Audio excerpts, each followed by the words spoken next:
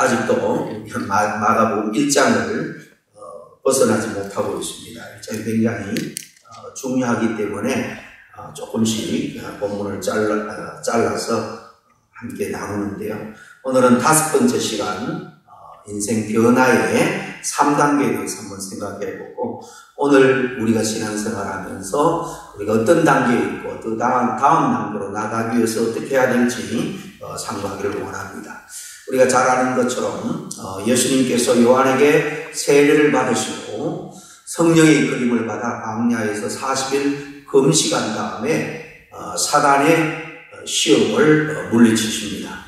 그리고 곧이어 세례 요한이 잡혔다는 소식을 듣자 예수님께서 제 고향 갈릴리 지역으로 돌아가셔서 본격적으로 복음을 선포하기 시작합니다.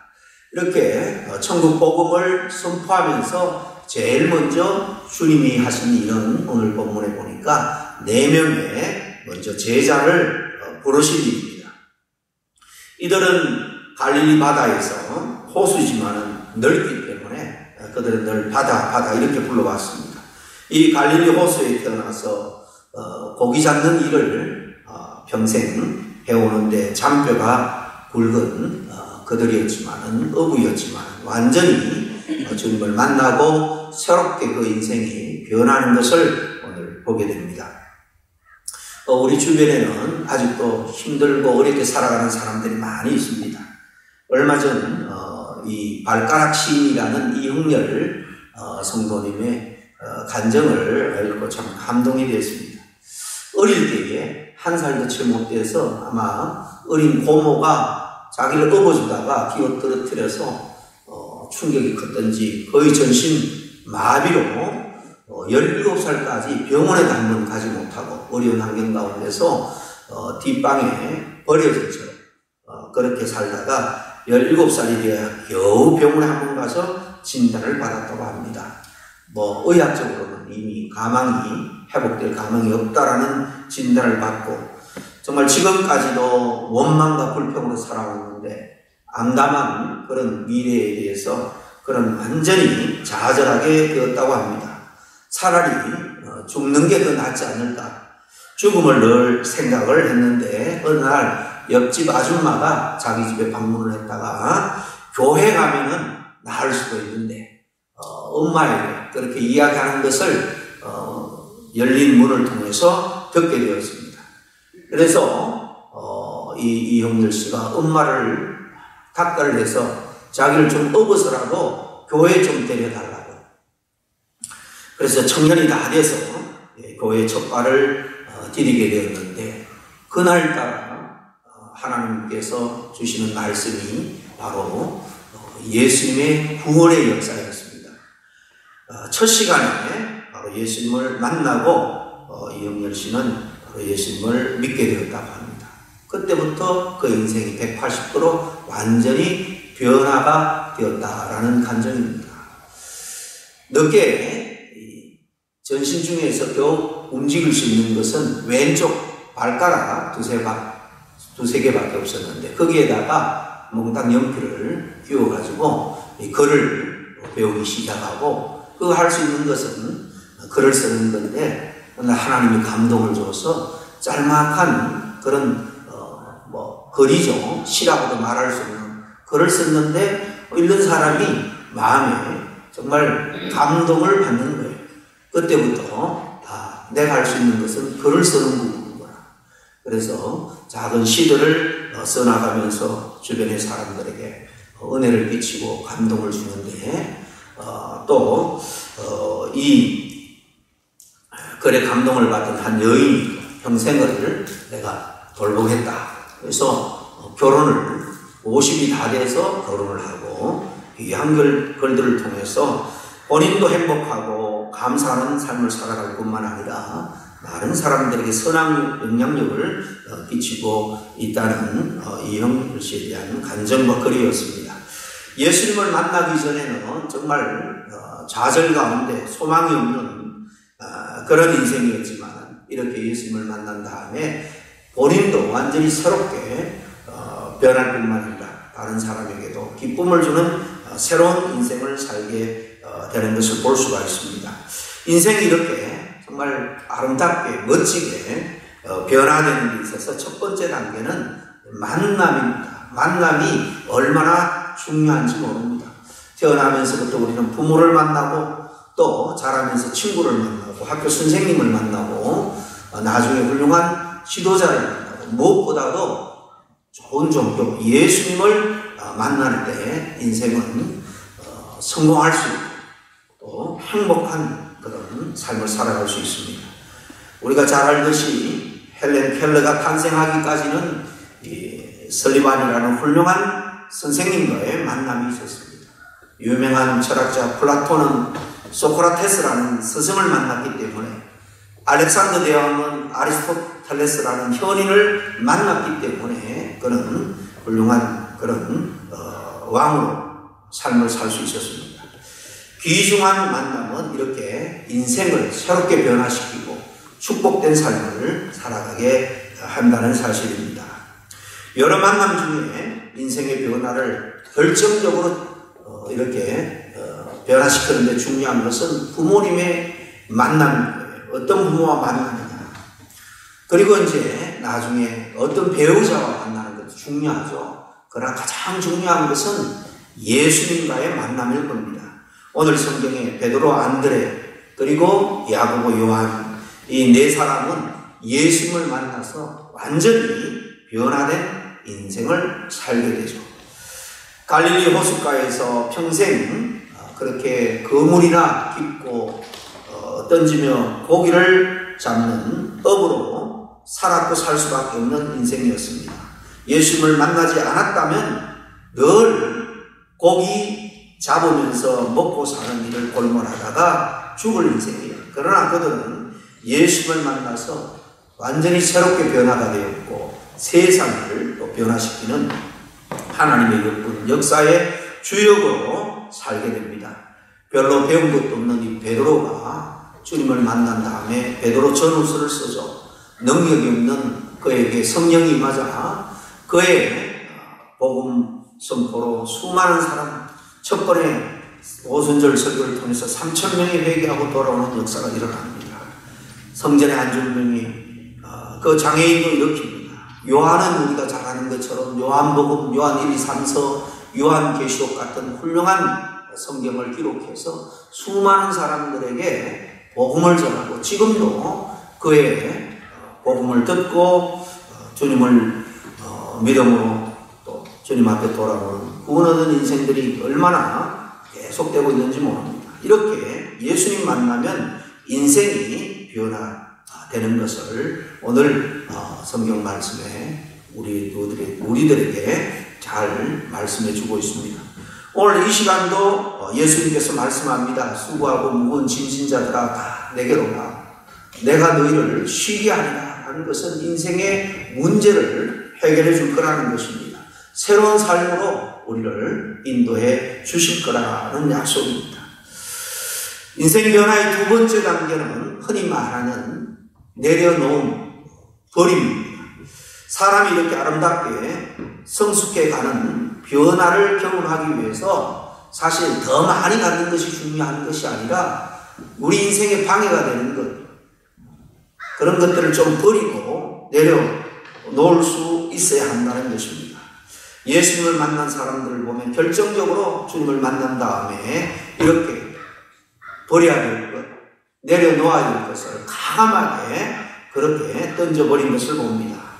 여러분, 그릇에 새 것을 담기 위해서는 먼저 거기에 담긴 것을 쏟아내는 것이 중요합니다. 그래야 그 귀한 것을 거기에 담을 수가 있죠. 비우는 것이 다음 단계로 나가는 데 있어서 먼저라는 겁니다. 예수님을 만났으면서도 나를 변화되지 못하도록 그렇게 방해하고 있는 장애물들이 무엇인지 이 시간 한번 생각해 보기를 바랍니다. 사람은 배우면 배울수록 또 세상에서 경력이 쌓이면 쌓일수록 자존심, 명예심들이 함께 높아집니다. 또 우리의 시간과 돈을 허비하게 만드는 정말 꼭 필요하지 않는 우리들을 집착하게 하는 것들, 그런 것들이 많이 생깁니다. 그러나 우리가 새롭게 변화되어서 복된 삶을 살아가기 위해서 우리는 그런 것들을 사실 때로 과감하게 버려야 될 때가 옵니다. 계속 손에 잡고 있으면 더 좋은 것, 주님의 복된 것을 손에 잡을 수가 없죠. 버리지 않는 한 이렇게 보다 성숙하고 행복한 신앙이 주님 앞에 귀히 쓰임받는 일꾼으로 그렇게 변화될 수가 없다는 것입니다. 오늘 첫 번째 예수님을 통해서 부름받은 이 4명의 제자들, 예수님과 만난 다음에 무엇을 합니까? 이 베드로와 안드레가 주님의 부름을 받을 때에 보면은 주님께서 그들에게 먼저 분명한 그런 인생의 목표를 설정해 주시는 것을 봅니다. 오늘 17절 말씀해 보니까 나를 따라오라 내가 너희로 사람을 낳는 어부가 되게 하리라 그랬습니다. 주님은 우리를 그냥 부르는 게 아니에요. 분명한 목적을 가지고 주님은 그들을 만났고 또 그들을 만나자마자 분명한 인생의 목표를 또 그들에게 설정을 해줍니다. 그들의 인생의 방향을 완전히 새롭게 바꿔주는 거죠. 그때 이들이 어떻게 반응을 합니까? 그 어부를 버려두고 쫓았다라고 말하죠. 야고보와 요한은 아버지와 그 품꾼들, 싹꾼들을 배에 버려두고 예수님을 따랐다고 했습니다.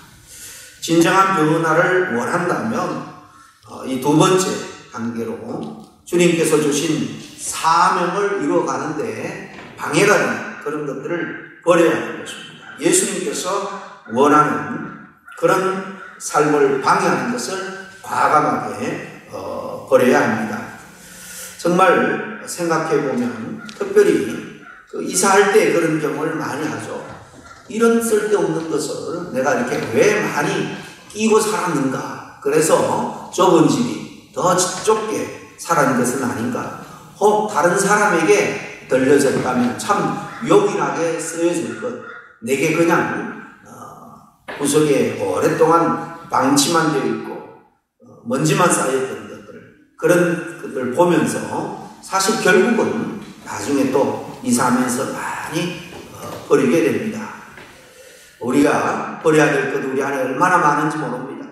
먼저는 정말 우리 안에 있는 과거의 아픈 경험들, 선뿌리가 되어서 늘 순간순간 우리에게 튀어나오는 그런 내면의 왜곡된 그런 정서들, 감정들, 여러분 그런 것들을 버릴 수 있도록 내 힘으로 안 되면 주님의 은혜와 능력을 더입어서라도 버릴 수 있도록 주님 앞에 엎드려야 될 줄로 믿습니다. 살아가면서 계속해서 또 욕심들은 쌓이고요. 또 자만심, 또 나태함, 게으름들이 집착하는 것들이 계속해서 우리에게 쌓이는 것을 보게 됩니다. 이런 것들을 과감하게 버릴 때에 우리는 더 성숙한 아름다운 모습으로 그렇게 변하는데 얼마나 이런 것들이 필요한지 모릅니다. 이 버린다는 것, 놓아버린다는 것은 어떤 의미에서 말하면 새로운 변화를 위해서 어떤 공간을 만드는 거예요. 손을 자유롭게 하는 것입니다. 놓아버린 이런 것은 어떤 의미에서 보면 나를 붙들고 있는 그런 어떤 나를 종되게 했던 것을 사실 놓는 것입니다. 그러니까 자유로워지고 이것은 손해가 아니라 발전이라는 것입니다. 자포자기가 아니라 새로운 선택을 위한 지혜로운 그런 선택입니다. 천재 조각가 미켈란젤로가 자기 작품에 대한 설명을 질문받았을 때 이런 말을 했습니다. 자기는 그 정말 돌덩어리 속에서 하나님이 주신 영감을 통해서 어떤 형상을 그리면 그 다음부터 하는 것은 그것을 이 밖으로 드러내기 위해서 필요 없는 부분들은 계속해서 점으로 쫓는 것이 자기가 하는 작품 활동이라는 것입니다. 결국 훌륭한 조각 작품이 나오기 위해서 계속해서 필요 없는 것들을 버리는 일을 하는 거죠. 이 넘치는 것을 없애는 것이 결코 손해가 아니라 정말 귀한 것을 얻는 지혜인 것입니다. 버림이 없다면 진정한 변화는 일어나지 않습니다. 모세, 아브람, 다윗 모두가 믿음으로 살았던 사람인데 그들은 주님이 부를 때 다 고향도 버리고 자기가 의지했던 것들 다 버리고 떠났습니다. 사람들이 자신에게 익숙한 것을 사실 버리고 떠나는 것이 쉽지가 않습니다. 그러나 그것이 내 행복을 좀먹고 또 하나님의 사역을 방해하는 것이다 라면 과감하게 버릴 수 있기를 바랍니다. 그럴 때 오히려 평강이 찾아오고 감사가 찾아오고 인생을 더욱더 효과적으로 하나님 앞에 귀히 쓰임받는 그런 일꾼으로 살아가게 되는 것입니다.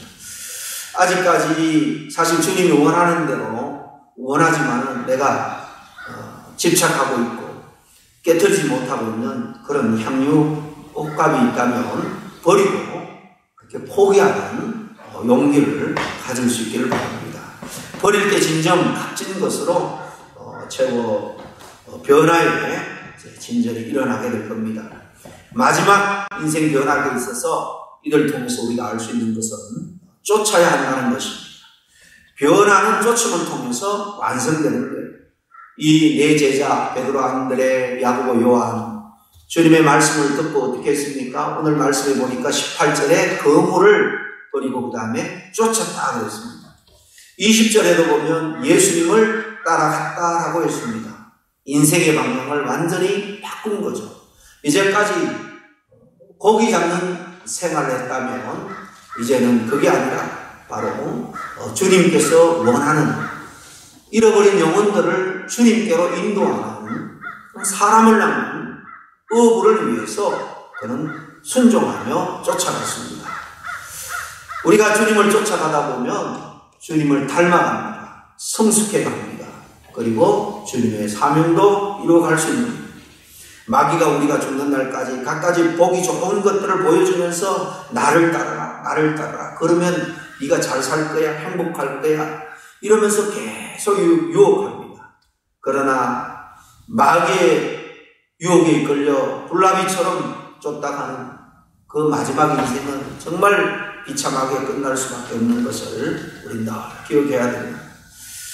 누가 지었는지 모르겠지만은 마귀의 팔복이라는 글이 있더라고요. 그 중에 몇 가지만 제가 한번 전해드리겠습니다. 너무 피곤하고 바쁘다는 핑계로 교회에 나가지 않는 자는 복이 있나니 그들은 나의 가장 믿을 만한 일꾼이 될 것이요. 또 하나 말하기를 좋아하는 자는 복이 있나니 그들은 내가 좋아하는 다툼과 분쟁을 일으킬 것입니다. 걸핏하면 삐죽하는 자는 복이 있나니 그들은 작은 일에도 화를 내고 교회를 곧 그만둘 것입니다. 마지막은 이렇습니다. 성경을 읽고 기도할 시간이 없는 자는 복이 있나니 그들은 나의 게임에 쉽게 넘어가 마침내 조롱거리가 될 것입니다. 누가 주님의 팔복을 거꾸로 그렇게 기가 막히게 그렇게 해석을 한 것 같아요. 우리가 진정 변화된 복된 삶을 살려면 이런 마귀의 삶을 마귀가 원하는 대로 쫓아가는 삶이 아니라 주님의 인도함을 받아 순종하며 따라야 할 줄로 믿습니다. 예수님이 이 부분에 대해서 마태복음 16장 24절에 아주 분명하게 말씀해 주고 있습니다. 마태복음 16장 24절 예수님께서 제자들에게 말씀하는 겁니다. 아무든지 나를 따라오거든 자기를 부인하고 자기 십자가를 지고 나를 쫓을 것이니라 그랬습니다. 진정 주님을 따르려면 첫째로 뭐라고 말합니까? 자기를 부인해야 부인한다는 것은 자기 존재 자체를 인정하지 않는다 그런 말이 아닙니다. 나를 주관하는 것을 바꾸라는 것입니다. 인생의 그 어떤 결정권, 왕권, 주재권을 바꾸라 그런 말입니다. 내가 주인이 되어서 살아왔다면 이제 주님을 내 안에 내 삶의 주인으로 모시고 정말 주님 인도하심을 받으며 살라 그 말이죠. 두 번째는 자기에게 주어진 십자가를 지고 나를 따르라 이렇게 말씀합니다. 십자가를 지라는 겁니다. 주님을 위해서 겪는 고난도 십자가고, 또 우리가 주님의 뜻을 이루기 위해서 희생하고 사랑하는 삶, 이것도 우리 십자가입니다. 바울은 고린도전서 1장에 보면 십자가를 지는 것이 미련한 것처럼 보이지만은 그것은 바로 구원을 얻는 자에게서는 하나님의 지혜가 되고 능력이 된다라고 분명하게 우리에게 말씀합니다. 결국은 그렇게 하는 것이 손해가 아니라 우리에게 큰 유익이 된다는 겁니다. 그리고 마지막으로 예수님을 쫓아가는 겁니다. 유능한 사람을 쫓으면 미래가 더욱더 아름답게 그렇게 보장될 겁니다. 여러분, 세상에서 가장 유능한 지혜로운 스승이 누굽니까? 주님이 나를 따르라 라고 말합니다. 주님을 따를 때 세상에서도 복받을 뿐만 아니라 영생의 축복을 누립니다. 마가복음 10장 30절에 예수님이 이렇게 말합니다. 금세에 있어 집과 형제와 자매와 모친과 자식과 전투를 100배나 받되 핍박을 경하여 받고 내세에 영생을 받지 못할 자가 없느니라 그랬습니다. 예수님을 쫓다가 당하는 고난, 흘리는 눈물은 언젠가는 주님께서 크게 갚아주신다는 겁니다. 주님을 부정하고 날마다 십자가를 지고 주님을 쫓는 삶이 변화를 위한 최종적인 단계입니다. 주님을 쫓으면 우리 성품이 변화되고, 그러니까 우리의 인간관계도 가정생활, 교회생활, 사회생활이 형통하게 풀릴 수밖에 없습니다. 삶의 질이 높아집니다. 내가 좋아하는 주님이 내 안에 사는 그런 신비한 영적인 은혜를 늘 누리면서 살아갈 수 있습니다. 또 결국은 천국으로 그냥 잇대어 있는 거예요. 자동으로 연결되어 있는 것입니다. 우리가 천국 가기 위해서 신앙생활 한다면 아마 다 중간에 좌절하고 실족할 거예요. 죽은 다음에 우리가 천국에 들어갈 수 있잖아요. 여기서 우리가 천국의 삶을 살기 위해서 주님의 말씀을 따라 애쓸 때 천국은 자동으로 우리의 마지막 종착지가 될 것입니다. 주님을 만난 우리들 계속해서 버릴 것 미련 없이 버릴 수 있기를 바라고요. 주님을 온전히 이렇게 순종하며 따라갈 때에 더욱더 풍성한 삶을 지금 여기서부터 누릴 수 있는 우리 모두가 될 수 있기를 간절히 축복합니다. 기도하겠습니다. 하나님 아버지, 감사합니다. 오늘도 우리에게 새 생명을 주시고 건강을 주시고 주님 앞에 나와서 예배할 수 있는, 또 기도할 수 있는 귀한 마음을 주시니 감사합니다. 우리의 주제권을 내려놓고 내 안에 주님께서 주인 되시는 온전한 삶을 이제 살아가기를 원합니다. 주님께서 늘 성령으로 함께하여 주시옵소서. 우리를 이 땅에서도 푸른 초장 신만한 물가로 인도해 주실 뿐만 아니라 정말 우리에게 맡겨주신 사명을 잘 감당함으로 주님 앞에 섰을 때 정말 참 잘했다라고 칭찬받는 그런 우리 모두가 되게 하여 주시옵기를 간절히 바라고 원할 때에 예수님의 이름으로 기도하옵나이다. 아멘.